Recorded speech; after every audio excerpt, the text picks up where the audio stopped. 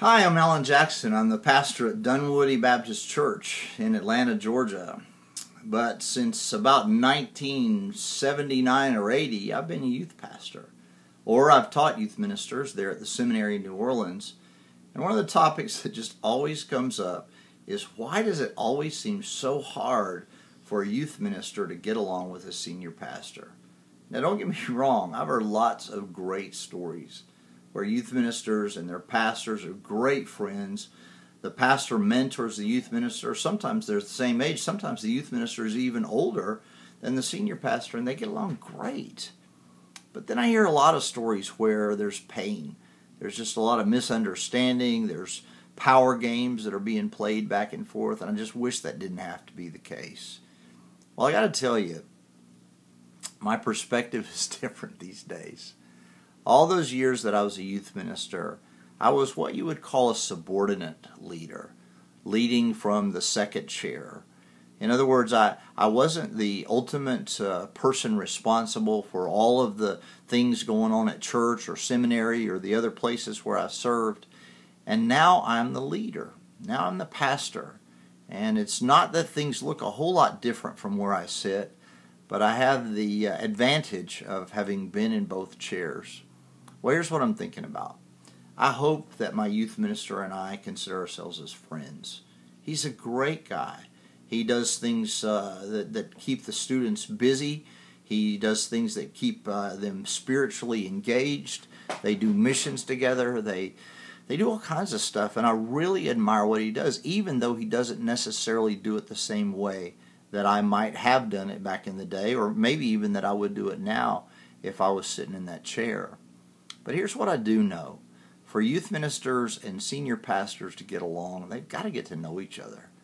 I know that our youth pastor has two children. One of his son is about to graduate from high school. Just one more year that he's got to go. I know that his daughter is an amazing girl. She's a fireball. I know that his wife works in the school system. I know that he's the chaplain for the football team, that he loves brokering relationships with athletes. I know that he hangs out at the school. And he knows a lot of stuff about me because we spend some time together. And I think that probably the key thing for youth ministers and pastors to get to know each other is that they spend some time. There are a couple of pet peeves that pastors have, and I'll just tell you mine. First pet peeve is work ethic. I really need a youth minister to work hard. And I get that the cell phone has made it possible for a lot of work to be done in the car or at home. I get that traffic is probably a killer wherever it is that you live. It sure is here in Atlanta. But show up at the office, work hard, let people know where you are, what you're doing. If the pastor has to defend people who accuse you of being lazy, it makes his day a lot harder. And if his day gets a lot harder, it's my guess that your day is going to get a lot harder too. Secondly, dress appropriately. Just dress for the day. Usually a pair of jeans, a golf shirt, that's just what you wear during the day. Maybe a t-shirt, flip-flops if you know you're only going to see students.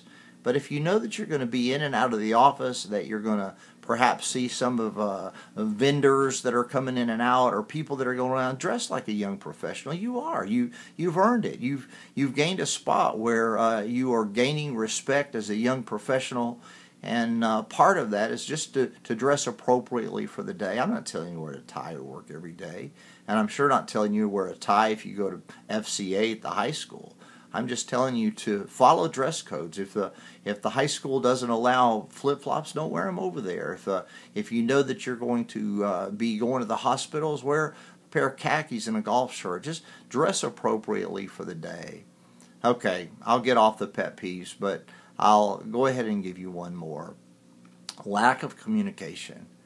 I get asked all the time what the students are doing at the church. Maybe it's because they know I'm a has-been youth minister, or maybe it's just because I'm the pastor. But if I don't know what's going on in the youth ministry, and somebody asks me about some important event that's coming up, and I don't need to know all the details. I don't want to get in the weeds of youth ministry. I still want to tell my youth minister how to do his job. But I do want to be able to have enough information so that when someone asks me, I can be his biggest cheerleader. So work hard, dress appropriately, make sure that you give your pastor plenty of information. I'll give you one more. I don't know, maybe 2 or 3 more. Love old people. I know that they don't necessarily cross over into your ministry. Some of them may. I hope that some of them are volunteers. I hope there's a lot of intergenerational relationship in your church. But take the time to look them in the eye. Don't be so busy on Sunday morning that you're running from place to place. Get to know the saints among our church for who they are. They're great people, great stories. Was talking with a man at our church the other day, and he was at Pearl Harbor when the bomb was dropped on Nagasaki and Hiroshima. He was there. His wife was Miss Montana, 1949. What a great story. So I hope you get to know people at your church. A couple of other things. Be honest with where you're going.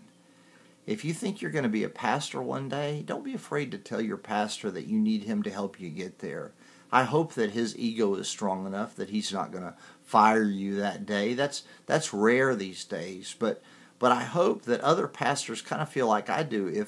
If somebody on our staff wants to be a senior pastor one day, I want to put them in a place where they can learn all the tools, all the skills, knowledge, affections, abilities that are going to get them there. If somebody wants to be a worship leader, I want them to go to worship leader conferences. I want to help them get where it is that they're going. Now, that doesn't mean that they get to neglect the job that they have now, but I want them to be honest about what it is that they want to do. If they want to be a youth minister for life, I expect them to read. I expect them to go to conferences, to talk to other youth ministers, to try to move the needle, to try to get better at what they do.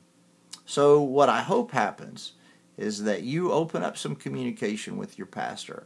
Ask him what it is that he just really values. Maybe it's something little. Maybe it's drinking coffee black, or making sure that you, I don't know, wash your hands before you eat. Whatever it is, make sure that you understand what it is that he values highly, and make sure that he understands what you value highly. And as you value each other, I think that the kingdom gets advanced because of good relationships among our church leadership. God bless. Have a great day.